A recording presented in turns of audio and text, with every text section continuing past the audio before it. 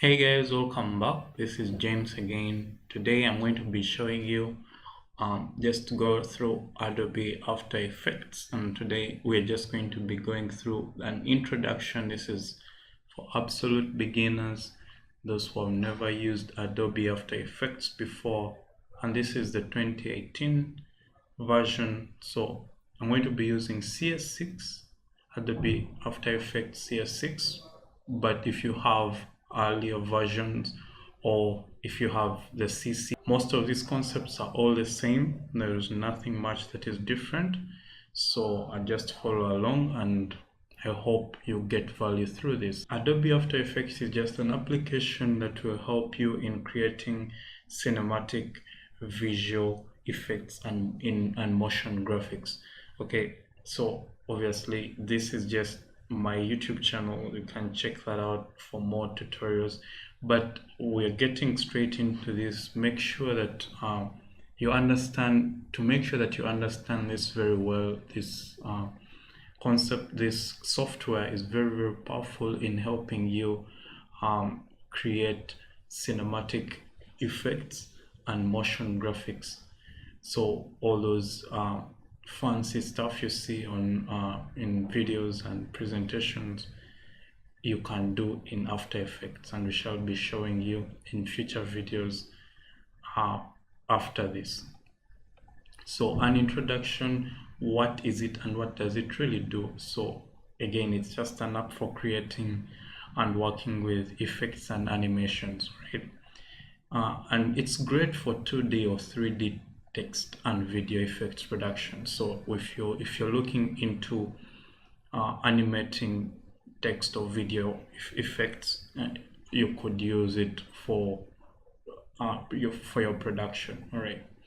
So it can be used for non-destructive video edits and various video adjustments like video stabilization features and many more.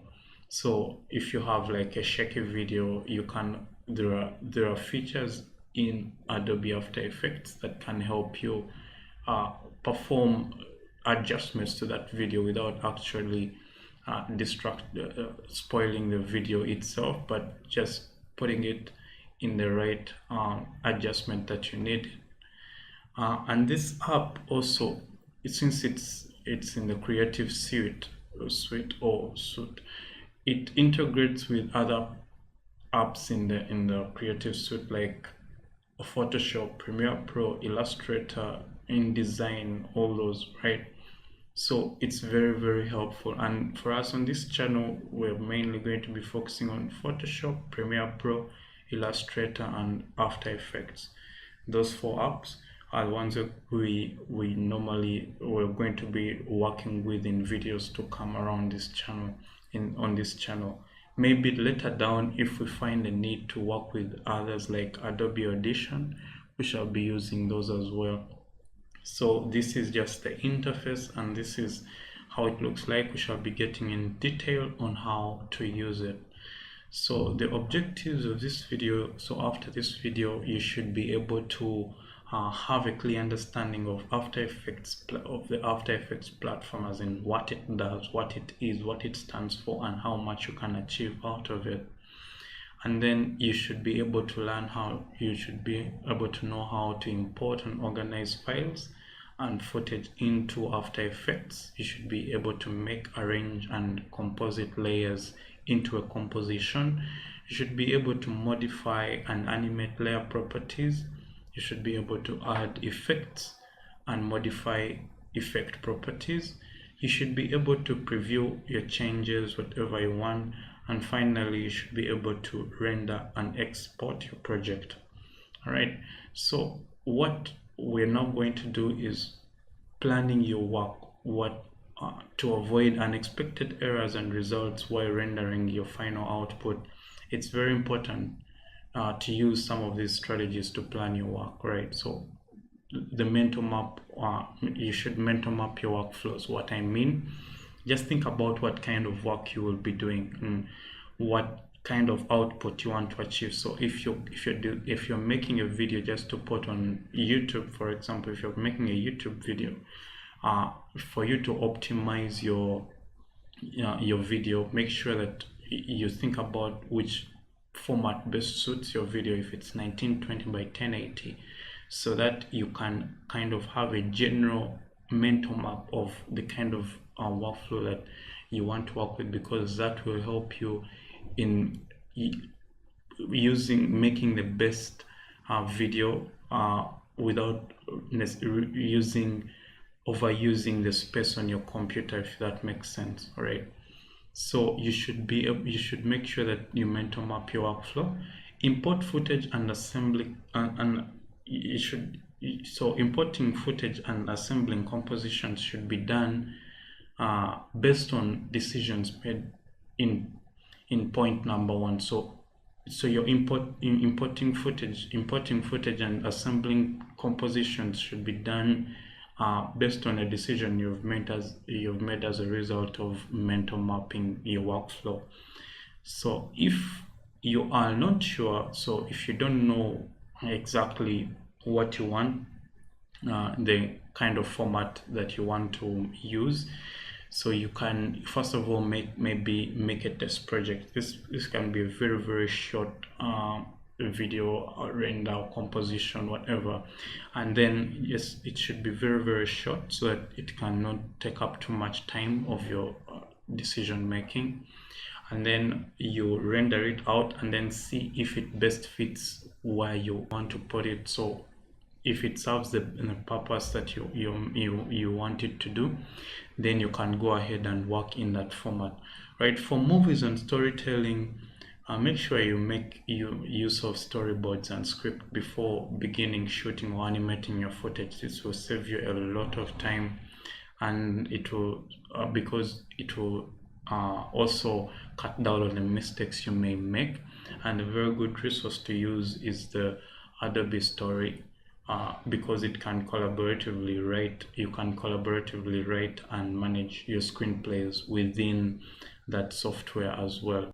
So this will help you make sure that you have a clear plan.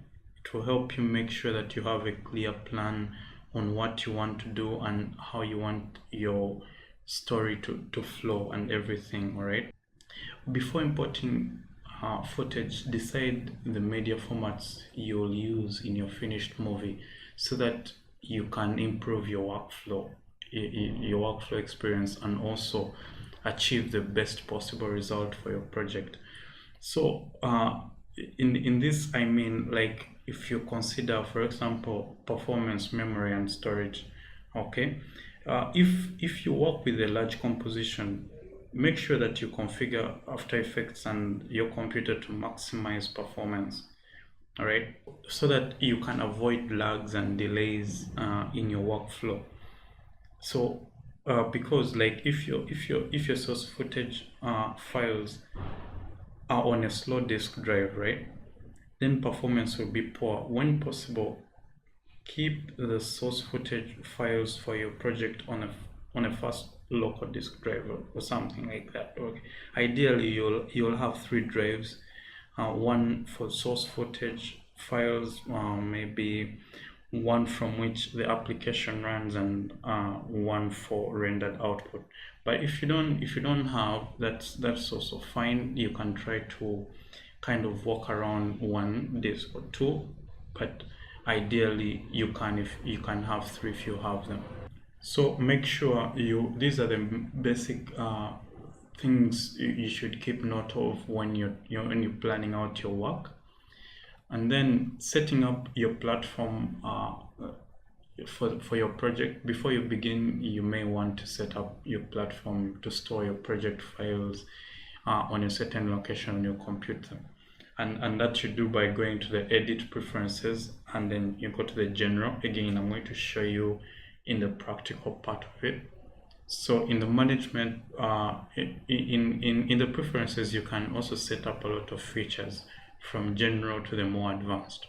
Okay, so one of the most important in the general settings, if one of the most important parts you have to do is actually allocating your space where you want to put your let me say where you want to store your footage, your files, everything. So it's very, very important. So that you find it in the media, and it's a media and discussion. So the media and discussion, you can go down to the again, like I said here, the general settings. Under the general settings, there is that option which says media and discussion, and then you go to you click choose folder. Then by default it has somewhere to store them, but if you don't want that, you can put it on a default on another location where you want by clicking there, specifying your location, and then you click OK. All right, so for exploring the workspace, this is just to show you around before we go into it, so that you know what to expect. So as you may see, there are very many different sections within your workspace. So whenever a panel is active, there will be a highlight in form of color around the panel. So here are the most important panels so that we're going to be using. Okay, so again, by what I mean by an active panel is, maybe if you're going to import footage, right, you're going to have to select the panel, the project panel. So which means that you will see it will highlight in either yellow if you're using like CS6, and then if you're using CC, it will highlight in blue. All right, so again, that's what I mean by they will be highlighted. So according to the colors, the first part is the toolbar, the pink one. So it houses all the tools that you need for creating a project. Again, I'm going to be showing you what each tool does, so that you know very well. And then B, we have the project panel. It's the yellow one there, you see it, the whole of it. And this is where your imported files and pre-compositions are located. I'll be showing you that as well. So then the C is a composition window where you will be able to see your project, the project that you're working on. And then D is the timeline. Again, this is where you do most of the editing work, like keyframing, and then the effects and presets. You'll find them in this, you'll be working with them in the timeline. E is supposed to be the preview panel. So when you're still working on your project and would like to preview what you have so far, or a certain section of your project, so the preview panel will help you to do so. Okay, so keep in mind that when previewing something using this panel, it's not being played in real time, and it will lag. So E is just a preview panel. Sorry, I made a mistake, and I think I made them twice. So then the effects and presets is letter F there. This is the panel that holds all the default effects and presets that you can use in your project. So you can also add to it with time. So what that means, if you make your own presets, you can add them to that panel if you want. So then the toolbar, this when in After Effects, you will use the toolbar quite often. Some tools have additional tools linked to them, and you'll be seeing that by small triangle at the bottom right corner. So utilize the small gray triangles to open up the additional tools under each button. So I'll be showing you those corners in the video in the main presentation area. So we have the selection tool here on number 1, which is that arrow, that pointer, and it is used just to select text and graphic frames, and allows you to work with an object in its bounding box. So again, I'll show you how it works. It just selects and moves around things. And then we have the hand tool. This allows you to grab an object in a composition so that you can move it around the frame. Again, you move around the entire object around the frame. The zoom tool, exactly. This helps you to zoom in on your project within the composition window, the rotation tool, it takes the selected object and then it rotates it to your desired position. So you can use it to rotate a selected object. Now, then the unified camera tool, this allows you to set up positions of your camera. So in After Effects, you can actually set different camera angles. So you can use this tool to help you achieve that effect. Because in terms of helping you to actually edit your work better.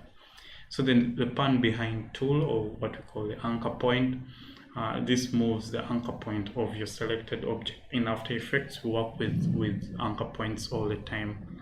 And if you want to, for example, rotate an object and you need an anchor point to be at a certain place, you can use the anchor point to move it around from where it is to where you want it to be.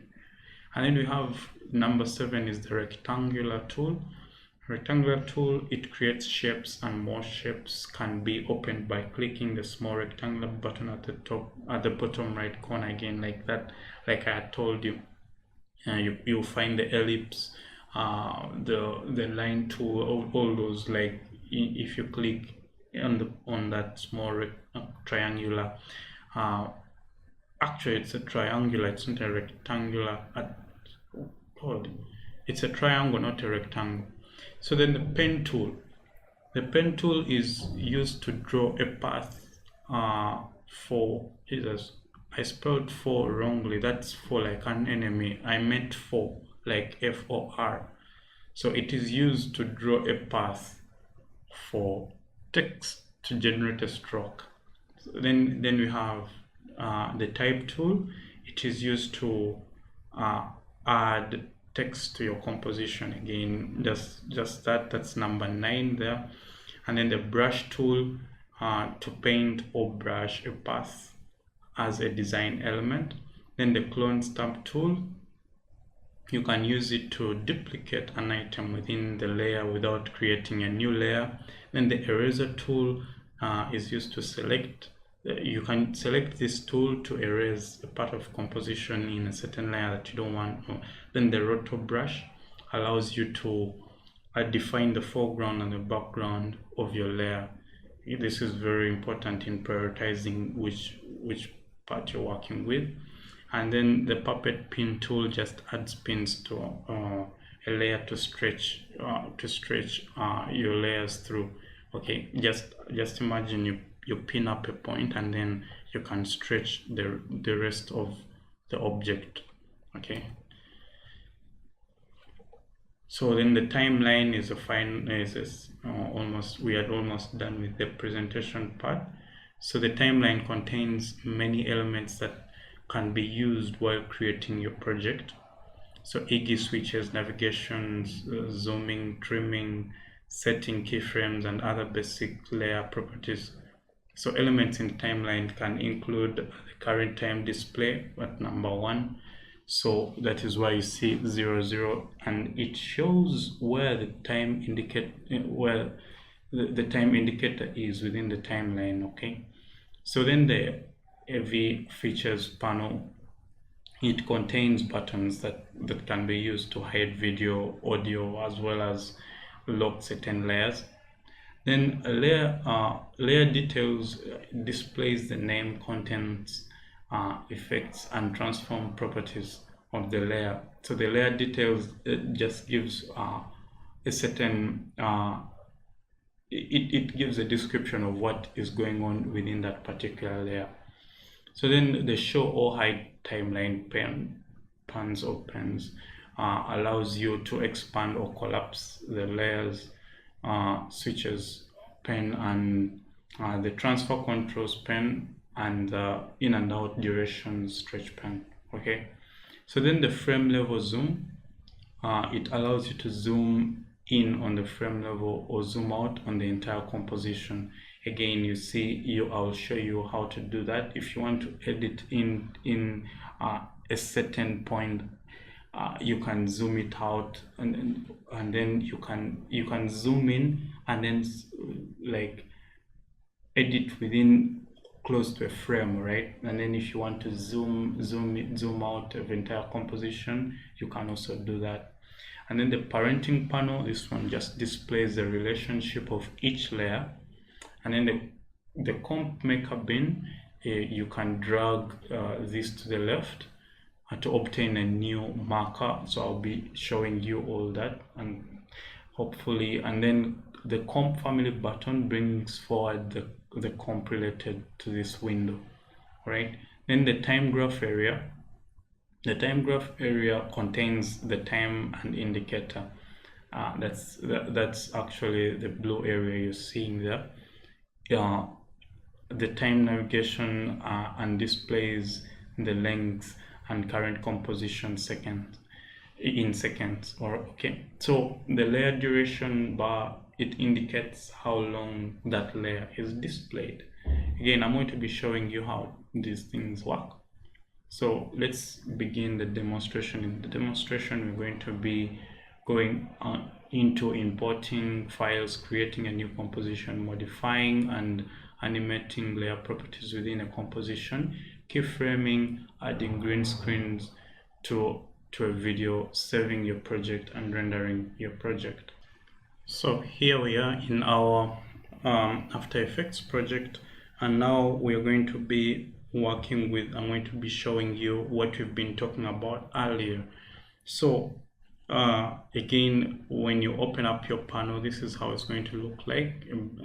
The software is going to look like this. So again, you may want to, you may have seen some of these in the presentation that we've done. So here we have the file and the edit, the compositions and everything. So for you to, let's begin with for example, the planning and the setup we talked about. All right, so if you go over to the edit panel here and you go down to the preferences, we have the general here. All right, or Control Alt and semicolon. So it will bring up the general settings of your project. Now you can go over here to the media disk, and then you specify where you want to keep it by clicking folder here, and then you browse the location, and after that you click OK. All right, but now let's begin by bringing in a project or importing files. And there are two kinds of, there are files you can work with. First of all, when you're setting up a project, you can just come here and then Control New. You click Control New, it will open up a new project panel. Okay, just like this. Okay, if you have an already open project and if a project you finished working on, you can use this. Again, open recent projects, you can use these ones to open recent projects. And then, but if you want to now import a file, for example, we can import files from Premiere Pro. We can import files just from other files from say Photoshop or whatever. Okay, so let's import. You can also import like normal files like video files and all that. So we're just going to import a project file from Photoshop right now for the purpose of this video, and it's here. So you can import JPG, you can import whatever you want, but we're going to import this PSD file. It's a project file from Photoshop. So once you import the file, for now we can actually just ignore all that.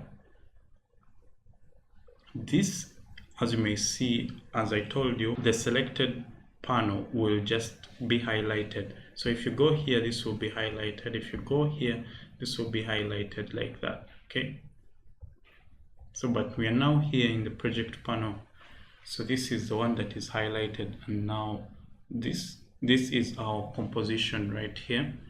So for you to begin working, to load the composition, there are two ways to do it. One, you can click, so you just click it like this and then drag it down to this area, and it will open up a composition just one as one layer. Okay, but this is not actually what we want to do.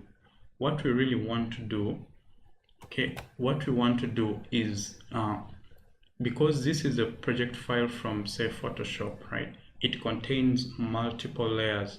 So if you click it like this and bring it down here, what that will mean is that it will open all these layers. For example, this hand is a different layer, this is a different layer, but it will open it as one layer. Yeah, it will open it as one layer, which we don't want, because this background is different, this clock is different. In this video, we wanted to animate this project, we wanted to animate these hands. Okay, so this layer is different from this layer, different from this layer, different from this layer. But as you may see here, it's just one layer, and you can even move it around like this. So we don't want that. So what we want to do now is we want to import all the layers that are existing on this composition. So what you just do is double click, and then it will open up all the layers. So here you have the shape layer here. When you select it, you have the hand here, and then you have this hand here, okay, and then you have this other one here, and then you have this. So this is just if you have let's imagine you import, let's just import another file which is not, let's just import this. Okay, let's just import this file here, for example. And this one is not like it doesn't have any layers in it, it's just one single image. So this one, even if you double tap, it will just open it up just like that. It's nothing big. Okay, even if you want to put it in its own composition, again, it's just, you just do that and it will open up in its own composition. Okay, so that, even if you double tap it, nothing, it's going to just open it up as one single layer. Okay, so that is a difference between importing. If you're importing files from Photoshop and you want to retain those layers, make sure you watch after this video, watch the next video about where I was talking about animating your clock. The 3 videos, they will help you explain this concept very well. So that is a basic thing of importing. So that's how you actually do the importing part of it. All right, so then next is so for you to add a new composition, so you can go to File, New, and okay, so sorry, for you to add a new composition, you can just go to File, New Composition, or Control N, and here you can now make you can call it, say for example, you can give it a name. All right, so if you're saving it for example, this is where I told you have to know what format you want to export your file as. So if you're exporting, for example, for YouTube, all right, you may very well then use formats like this 1080 at 25 frames per second, 24 frames per second. All right, so but if you're making a project for YouTube, for example, and you select this, it's going to make your life hard. It's going to make everything of yours miserable if you select this. So you have to know what you're doing the project for, and then you have to decide. Okay, so and then you may decide you may just manually put in your resolutions here. If, for example, you're making an Instagram if you're making an Instagram video and you just want even dimensions, say 1000 pixels by 1000 pixels, but then you come over here and you find that actually that does not exist. So what you can do is just come over and then just type in 1000 pixels by 1000 pixels. So make sure you unlock this aspect ratio so that it doesn't give you hard time, because if you leave that checked, it will just keep on changing your values. so that it can even out the composition, right? So but in case if you don't want it, if you're making like for a custom dimension, just turn that off. And then the pixel aspect ratio, you can just leave it the way it is, and then you may decide your frames. So for example, if your video has slow motion in it, you may want to put it on a very on high frames, for example 60 frames per second or something like that, so that when the time comes for it to actually be, when you're scaling it down, it doesn't act like as if it's an image or something like that. So that is the use of those. Okay, so then if you want, you can decide your background color for your composition, and then when you're fine with that, just click OK, and you may see this is our new composition. This is like if you're making an Instagram video, this is what you will have. Okay, if you don't, you can make as many compositions as you want. Again, if you want to change that, you can just come over here, and maybe you want a film 4K look. Again, these are the dimensions for that. These are already like presets. Okay, and then you can click it. Okay. So those are just simple things that you can use. Going back to our next here, when we are to begin with this, let's scrub through our toolbar. For example, again, as I told you, if we deselect all of this, and now we have our default at selection at V, this is where you want your normal default to be. So for example, if you come here and just click, you can move around layers like that. For example, this layer, you can move it like this, or if you want to select this layer, and then you can move it around like that. All right, so all these layers are different, and you can actually just click and then move them around the way you want them to be. All right, but now if the hand tool, it kind of just scrubs around the entire place.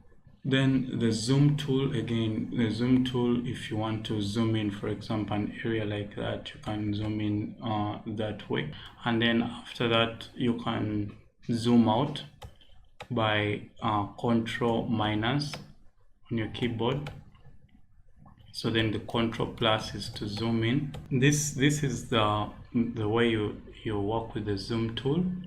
And then the rotation, again, we talked about it being the one that you can use to rotate objects around like this if you want. Okay, so the rotation just does that. And then the unified camera position, you can use it to view various angles. Here we're not working really in 3D, but if we were, you would see what I mean. But because now these are in 2D, they can't really show much difference. The anchor point, you can use it maybe if you want to select like this anchor point is here, for example, and then you can move it there to the middle. Okay, and then you want this anchor point here, because if we go into the rotation properties of this and you try to rotate around the minute hand, it's going to rotate weirdly because the anchor point is in the middle. All right, so but if we need to move it, we can now move the anchor point here, right?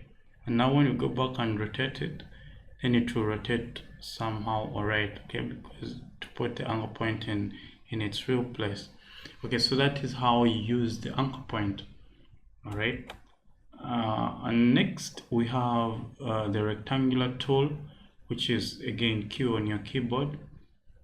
And by the way, the unified camera position, you can click to bring up various places. You can see that kind of triangle at the end. Even this has it here, which means there are more features that you can use.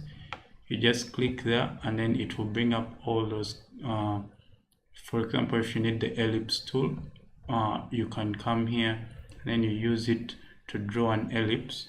All right, and if you hold down shift, you can draw a proper circle. All right, so you make sure that you hold down shift, draw the circle, and then release, and then you have your perfect circle there. Then we have the pen tool, and the pen tool can be used to draw things.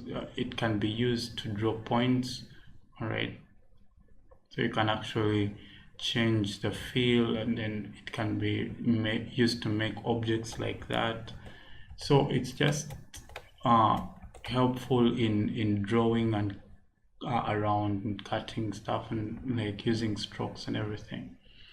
And the typing tool, again, it also has a horizontal, vertical, and horizontal by default, and vertical type tool as well. So you can use it to type something, say maybe clock or whatever you want. Let's go to the timeline and begin working with the timeline just a little bit. Let's for example assume we want to keyframe this minute hand here. Now when we go to the minute hand, this is its and then we go to the rotation property, just click R on your keyboard. So if you're to move it around, okay, it's just like this, okay? But by using keyframes, you can, if we add keyframes to this rotation property, we can use it, we can keyframe it to move around like a normal clock would do. So that you do by clicking here on the rotation at the initial position, and say at the end here, so you move your playhead, say maybe here 22 seconds, and then you can move it to a new rotation location. Okay, let's say maybe there. All right, and now when you decide to go back to your keyframes and then you play, you will see that it's moving. So this is the basics of keyframes. This is how keyframes work. But again, if you're to animate this clock, we wouldn't use keyframes for this. We would maybe decide to use a better thing, again, expressions or something, but that is for the future after understanding this. Then there is adding a green screen to your object. We are going to again be using, we are going to use this image here, this composition that we have. So after you import your file, so once your file is imported, click and drag it into the timeline and place it where you would like it, like you just put it there, right? So then we are going to go over to the effects panel here. So let's select layer 0 here. And now we're going to go to the effects panel and then we look for keying. All right, so and we go to key light, right? So it will open up this area here. You can use this eyedropper to select which color you actually want, so like that, and it will remove it, just as simple as that. And now you can hover over this. Maybe if you want to change the amount of background that has been taken out or whatever you want, you can actually use that. Okay, so the green screen doesn't necessarily have to be green, but since it's at 100, so it will take out everything, right? So you can take it like to 200, 300, whatever. Okay, but you can leave it where you want, right? You can replace it with another image or whatever, or solid you want. We can now maybe use a solid behind to put a solid there, and we can just go to layer. So make sure that you can select that, and then you go to layer and then new solid. Okay, so where we have removed the background is the layer 0. Then you go to new solid and then solid here, and then maybe if you want let's say a red, whatever you want, just click OK, or you can use the eyedropper to select the specific color that you want and then click alright, and then it will be placed there. You can then come and click over and bring it down here to reveal your clock. Okay, so, or you can even put a picture there, whatever you want, right? So finally, we have a project. We want to save our project. Let's say this is our project that we have. We've finished. Let's just imagine we've finished everything and we want to save it. So all you have to do is, there are very many types of saving. So you can go to file here and then save as. So you can, so if you can just click save as, and then it will save the project, not the video but the project. If you are actually exporting, so you will just have to add to render queue. Okay, again, we're going to get into that in a second. But for example, if you're to come over here, save file, save as, just click save, and then it will come over here and it's like untitled. You can give it a name and then it will save as an AEP project. All right, so then maybe you can save it if you want. All right, that's how you save the project. And then if you want to export the video, just imagine that's a video, you just come again over to export, file, export, add to render queue. So this will render your video. It will open up the render queue here. This is the panel that you will see. Now you will want to specify your format of, if you have a template, if you have like a template you want to use, you will use that. But otherwise, if for example you're exporting to YouTube, for example, you will just use H.264, or even if you're going to export to Instagram, it probably would be the same format you'll be using, and then it will put your video into MP4 here. All right, so then after that, maybe you can come over here and change the name. Say if you want to